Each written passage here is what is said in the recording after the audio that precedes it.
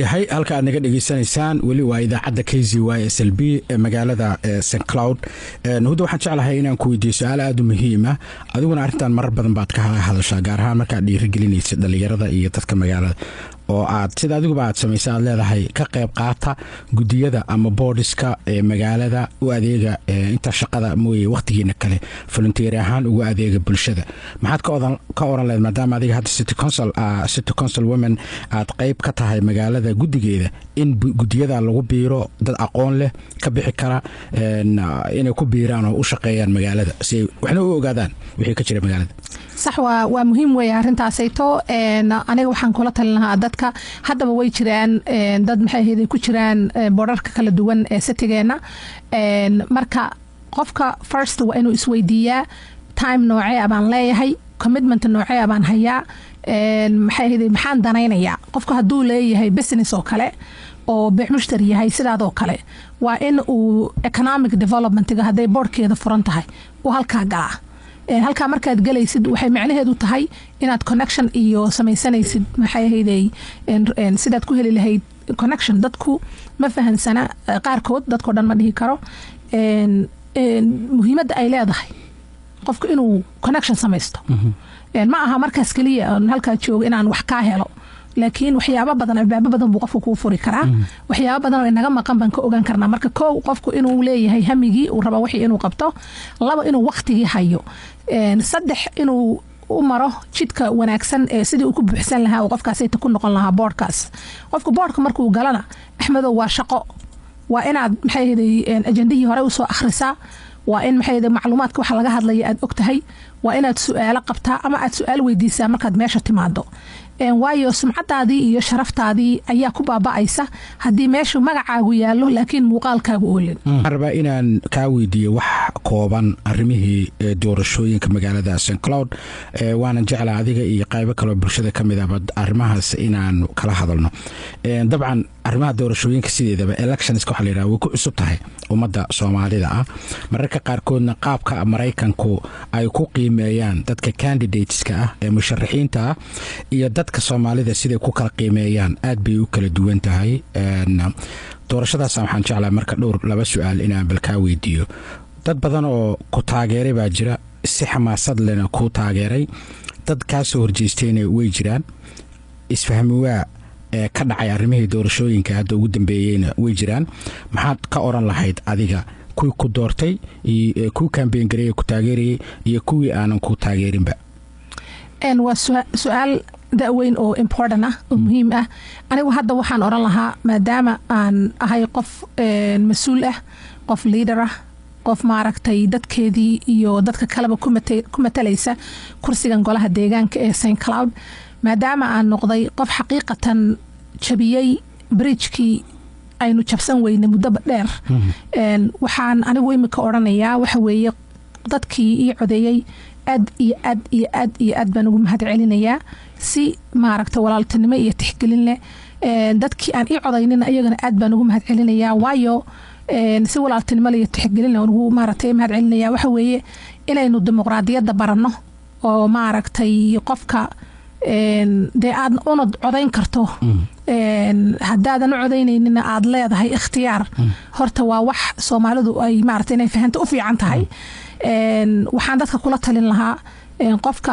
marka dooranaysid aniga sidaan maaragtay u arko waxa weeye markaan qofka dooranayo waxaan ku fiiriyaa qofkani ma yahay qof baahidayda aan qabo oo maaragtay guud ila baahida gaarka meesha lagu qeynna kaama qabanaysa baahida guud ma yahay qofkani qof maaragtay wax ka qaban kara marka waxaan kula talinayaa dadkayga inay noqdaan dad maxay ahaydey insha Allah ku doorta dadkay dooranayaan ama dhalinyarada ay dooranayaan aqoontooda iyo waxqabadkooda iyo kartidooda waayo xaqiiqatan golaha deegaanka ee hadda aniga i doortay 6 qof ahba hal qofna Soomaali ma ahayn ila diin ma ahayn ila aqoon ma ahayn ma ila diir ma ahayn ma garanaysaa waxay ugu doorteen waxay ahayd aqoontayda iyo ma garanaysaa shakhsiyadayda qofkaan ahay iyo de background-kayga iyo waxaan qabtay iyo ma garanaysaa sidaan bulshada aan uga dhex muuqdo tan aynu u nimi iyo deetanka ku dhex jirnaba marka taasina waxay kalsooni siinaysaa dhalinyarada jiilka dambe soo socda in qofkii oo aqoonta lahaa uu ku hamiyo in maaragtay dadkiisa uu kalsooni ka haysto marka insha Allah dadka waan u mahadcelinayaa dhamaantood markastana waxaan rajaynayaa in Soomaali wixii u dana ay mar walba ay xooga saaraan waaye aad baad u mahadsan tahay su'aashaasi siyaasadeysan baad uga jawaabtay xataa siyaasiyad baa tahay aan isla su'aashaasi dabcan waxaa tahay qof ku koray magaalada St Cloud inkastoo waalidka oo dabcan siyaasiyiin ay ahaayeen ay ku jireen dawladii Soomaaliya oo kale adiguna dabcan aad ku hiranaysid waalidka oo siyaasadii adigu naftigaaga wax ka fahansan tahay anigu fakar ahaan waxaan u arkaa Soomaalidu in la kala duwo mararka qaarkood waxyaalaha TikTok lagaga sheekeeyo ama ka socda wadankeena iyo waxyaalaha halkan ka jira qofka xilka ka qabta magaalada St Cloud wuxuu matalayaa gaaliya islaam beero jira Soomaaliyeed wuxuu matalayaa qof walba oo magaaladan ku nool wuxuuna raaci doonaa qofka sharciyada degsanba buu raaci doonaa wuxuu u adeegi doonaa gaaliya islaam qof walba oo magaaladan ku dhaqan therefore anigu waxaan aaminsanahay in dadkaasi aanan lagu xiriirin waxyaalaha ay shaqul ku lahayn haddaan dib kuugu soo celiyo su'aasha wax badan baa faniino hadalla ku soo gaareen inta doorashada socotay aniga aan si gaar uga sheekaysanay aan kugu iri u dhow doorasho baashana Soomaaliya intaas yaqaanana xamil maxaad ka oran lahayd oo aad ka baratay adoo si kooban uga jawaabay waliba adoo dhinaca ka eegay in Soomaalidu aan ka waantoono dhalinyarta halkan wax ku baratay awooda inay ka shaqeeyaan oo yaani dadkan in loo ogolaado inay matalaan cid doonaan ba noqdaan maxaan ku yiraahdaa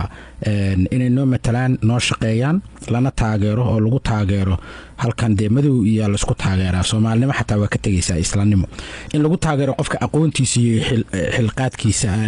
aan wax kala qabiil iyo waxa loo isticmaalay maxaa ka oranaytaa arintaas horta waa aad bay muhiim u tahay xaqiiqatan waxa jirta macluumaad aan weliga cidna la wadaagin xaqiiqatan oo aan rabo dadka Soomaaliyeed caawa inaan u sheego waxa dhacday alxamdulillah waalidkan horta intay dhimatay Allah u naxariisto aniga hooyaday meel dhan oo wadan dhan ya oo maaragtay aan marka anaga qariib ku ahayn maadaama hooyaday ay reexamar ahayd oo ay gabadh xamar ku dhalatay iyadoo soo qaxdo Ethiopia timid ayaa waxay noqotay meel dhan ma garanaysaa bay ka noqotay madax hoggaan bay qabatay Axmedow waxa dhacday kursigii hooyaday ku fadhiday xilliga hadda inaan kala ku fadhisa gadaal baan u noqonayaa caawa marka hooyaday markay geeriyootay Allah u naxariistay iyadoo madaxa baa anigoo yar oo aad u yaro ilmo ah maadaama kursigu regional kursi uu ahaayo dadka Soomaalida qabiilada u kala degan yihiin waxa jirta power sharing kursigaas kursi reerka yaga wuu ahaa markaas waxa la yiri inanteeda weyn ba magaca lagu qorayaa laakiin aabaheed ba kursiga la fadhiisanaya muujisooyinka ugu daran oo weligay sheegin weeye oo public caaw ka sheegayo horta xilkii hooyaday aniga 12 jir la saaray waa gartay wixii faahfaahinaa insha Allah buugayga dambe waa ku qori doonaa waa sax marka anigu waxaan ahay qof asaga oo ilmo yar ah assume gareeyay leadership ma garatay xilku hadda iguma horeeyay oo ku dhashay sax waana la igu sharfay oo booskii hooyaday oo ku faraxsanahay in aniga booskeeda lagu soo wareejiyo waliba dadkii hooyaday garanayay Muraayo Cumar baa ku jirto magaaladan ila degan sax aabahay marka wuxuu baray saddex wax markaan soo korayay iyo awoogayba waxay igala dardaarmi jireen mar walba wanaag xataa qofku markuu ku xumeeyo inaad wanaag ugu bedesho diinteenana way ku jirtaa huda iyadoo ilma la soo qaxay anigu qabyaalad ma aqaano weligay kuma soo korin meel qabyaalo kama iman waxaan arkayay guri dabka uuna ka damin reerkaygu markay soo qaxeen Ethiopia nimad aabahay wasiirka cadaaladdu ka noqday markuu goday kililka shanaad uu ku yaalay goday hooyadayna markii la keenay xagga kale bay ma garanaysaa madaxahayd markii hooyaday geeriyootay raximahullah naag fariido geesiyada baa cashaaniga waan soo qaxnay hadana Kenya nimid oo soo guurnay Kenya nimid Kenya Mareykanka ay wixibta weligay ma soo marin meel kale habeen kale guri kale ma soo seexan qaxooti ma soo marin kale qaxooti ma ku soo galay wadankan hase yeeshee imika iyo haatan markan aniga orday waxyaabo badan baan ka bartay markii koobaad dee qof Maraykana dhalinyaro ah aqoonteeda leh halkan baan kuuga imid waxaan ku yiri ani aqoontayda hal igu doorto kartidayda hal igu doorto haddana meeshii baan taaganahay waayo waxaan ogahay Soomaalida wax ay wadaagaan ayaa ka badan waxyaabaha aysan wadaagin marka gabadh iyo wiil inaan baad hadda laga yaabaa inaad u dhaxday ama ku dhaxday waxa laga yaabaa inay jufadaada ahayn marka anagu day gabdha Soomaaliyeed hadaan u nahay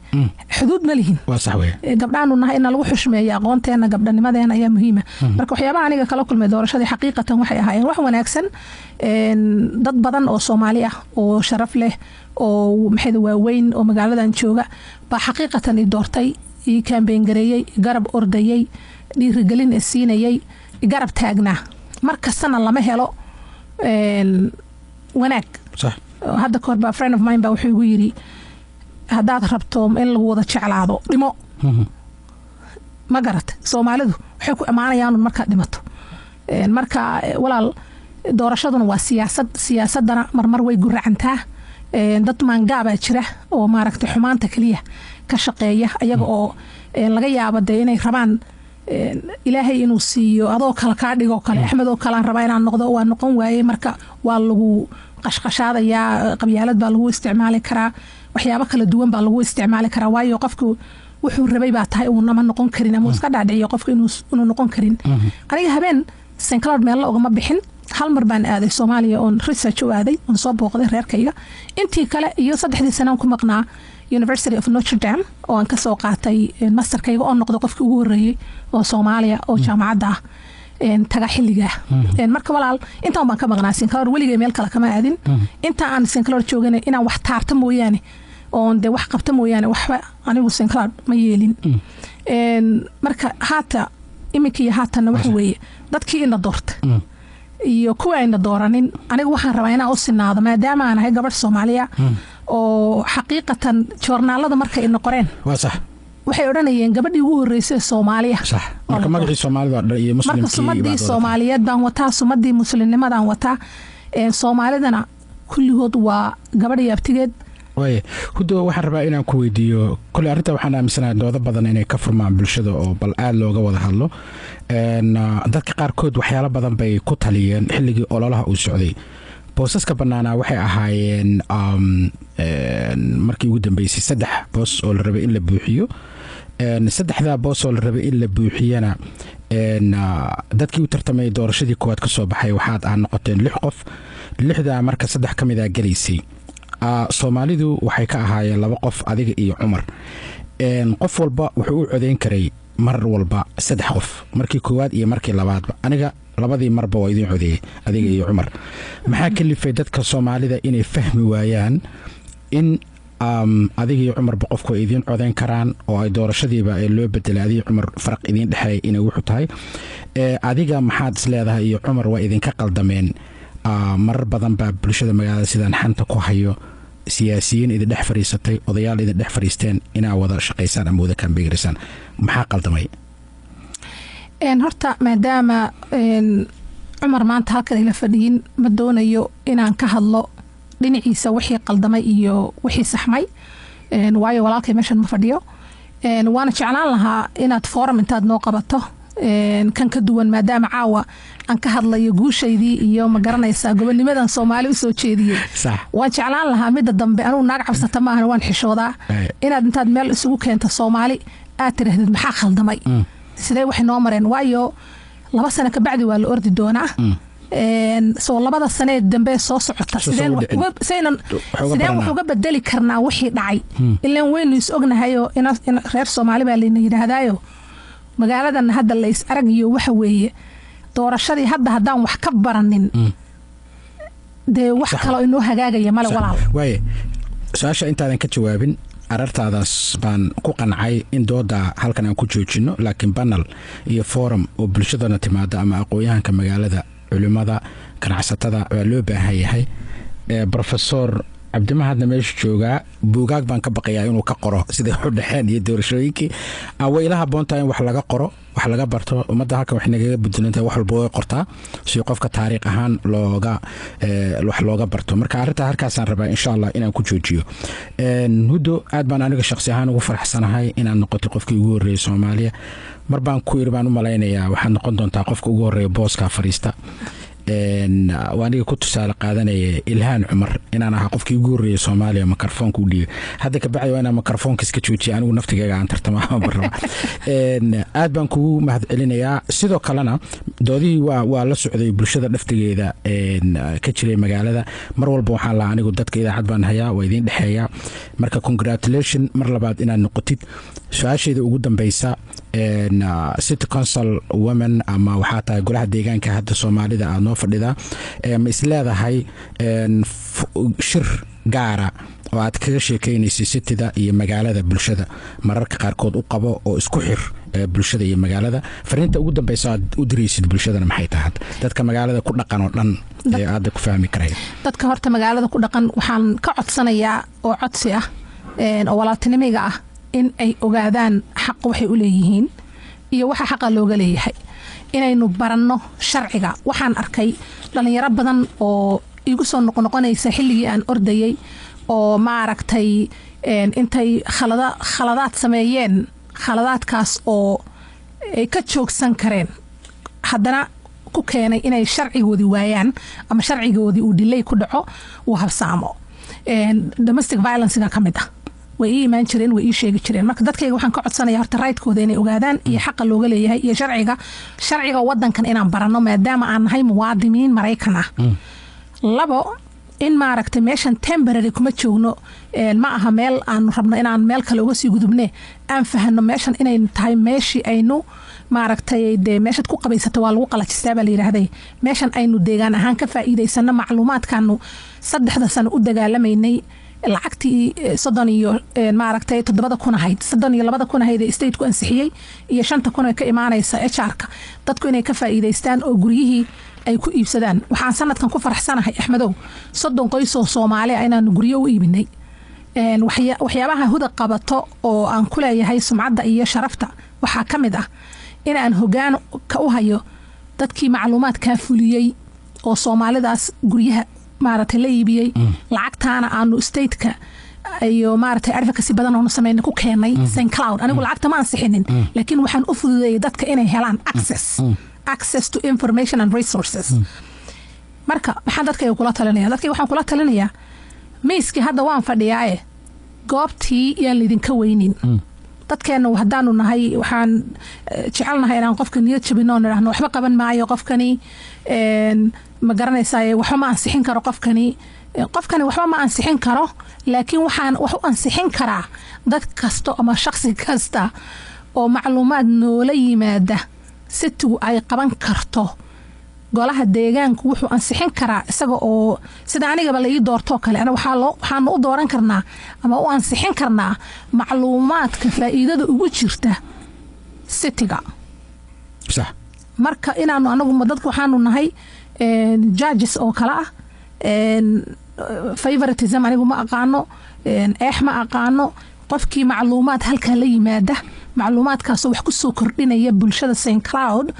iyo dhaqaalaha St Cloud waanu ansixinaa marka walaalo dadku waxaan kula talinayaa miiska inay yimaadaan wax lagu qaybsanayo la yimaadaan projectiyo haday dhisanayaan guriyo ama haday dhisanayaan businessyaal inay golaha deegaanka la soo xiriiraan inay email u soo diraan inay telefoon u soo diraan inay citiga la shaqeeyaan duqa cusub ee magaalada sayna ula shaqeyn lahayn Soomaalina hal wax kaliya ay wax ku gaari kartaa waa Soomaali isku mowqif ah Soomaali hal waji leh oo isla socota Soomaali wixii dan u ahna ka wada talinaysa xaqiiqatan haddaan taal helin waxa dhacaya wixii dhici jiray marka intaasaan kula talinayaa dadka waayahay aad baad kaaga mahad celinayaa inta aanan ka bixin kaftan baan rabaa inaan ku iraado waa maalin feesta ah dad badan waxay joogaan guryahooda fadhiga la iska fadhiyaa shaaha ama qaxwa la cabayaa TV baa la daawanayaa adiga iyo xaajigaaga Cabdimahad halkan aad joogtaan Cabdimahad professor Cabdimahad asaga naftigiisa muddo badan buu garabkaaga taagnaa waxaan xasuustaa beenkii ugu dambeeyay hadda waxa tir Cabdu garabkayga soo istaag Soomaalidu waxay ku maamaadaa baa la yiraahdaa ninka xaas wanaagsan weliga ma gaartay laakiin adiga waxa la yiri ninka haweeney kaan wanaagsanna dawliga city council kulaba tartami kartid maxaad ka hor lahayd xaajigaaga hadda kula socdo mar walba ku kor taagan and I think uu arko halka muhiim hadda inay tahay Soomaali family inuu survive garooba inuu u baahan yahay laba qof oo isgarab taagan mar walba ما شاء الله aad baad u mahadsan tahay jacaylkayga xaajigayga odagayga gacaliyahayga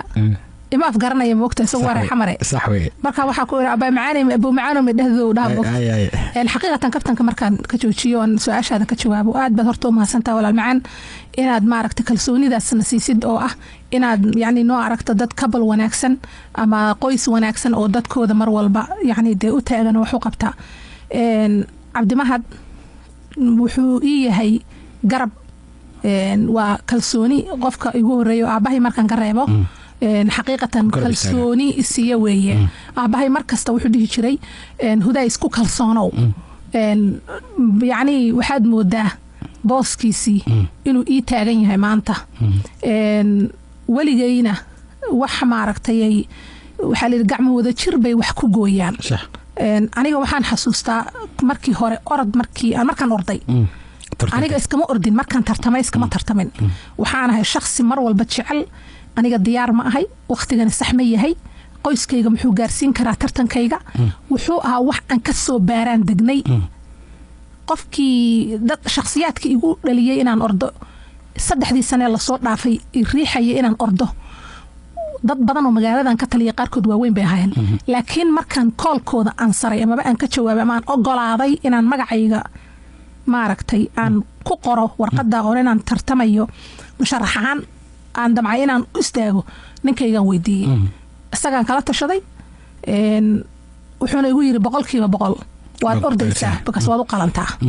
marka xaqiiqatan Cabdi waa qofka Cabdi dadkaana aqoonin waxa rabaa caawin oo sheego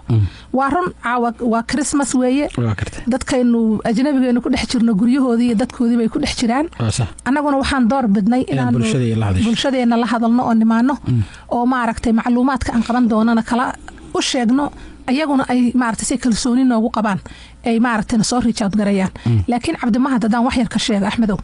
waa ninka ugu horeeyay oo Soomaali ah oo luqadaha kala duwan dajiya intaan anigu ogahay iskuulaadka waa ninka ugu horeeyay oo iskuulaadka hadda hawooyinka ku farxeen Soomaaliga la dhigayo immersion programka waa ninkii dajiyay programka 5 sano Cabdimahad dajinayay bishii 3aad 2020 na March 6 bay ahayd markaan Kelly Frankfeld ugu dambeeyay oo saxiixa kala soo qaatay inuu ka shaqeeyo dhowr ka sano markii hore macallin buu tag high school ka ahaa markii ka dambeysana high school wuxuu dhigayay Sinclair State buu ka dhigayay department English ku dhigayay ninkaygu nin hadal badan ma aha waa nin hawlkara meelaha kale kuma arkaysid islaantiisu garab ka taagan yahay markasta marka de waxa weeye dawaan ducaysanay walaal waa sax weey ha awogay ayaga waxay yiraahdeen horta aniga ayadii 100 halaad iyo barqab laga bixiyay naga carabsanaysa mihi sax weey marka xaqiiqatan markaan kaftan ka reebo waa ninaan isku mowqifnahay laba aqoonyahan baan nahay waxaana saaxiib ku nahay buugtaasaan akhrinayno qorayno and we have something in common would you say that sax weey ha so marka waxaan nahay dad yani isku fikra isku mowqif isku wax jecel ما أهينا كلا فكر دوانين وحياة بدن بنكو كلا فكر دوانين لكن وحن ومهد علينا إلهي ما ركتي absolutely ما أنا نفتي إنه ومهد علينا يا عبدي نرجع سماع وانا الأذية لكن وسجدنا عم تلادف عن ومذيعي يربع وكلا ميكروفون كلا عمانة لها بنبلين لك سي إلا عمانة وكفر حسن هاي مركا إن وانا رون مانتو وديسمبر شنيا اللي بعتكيدي تتكعدان كوصعد كحتى بقالة داير ومالين عيد وذا لكن أنا نفتي إنه فايديسن inaan idaacada kala hadalno bulshada aad iyo aad baan ugu faraxsanahay hudo inaan noqotay qofka taariikhda galay ay city councilka magaaladan u doorteen inaan noqotay city council sidoo kalena codad aad u badan helay dabcan magaaladana taariikh weyn ku leh jaamacada kaga baxay sidoo kalena macallin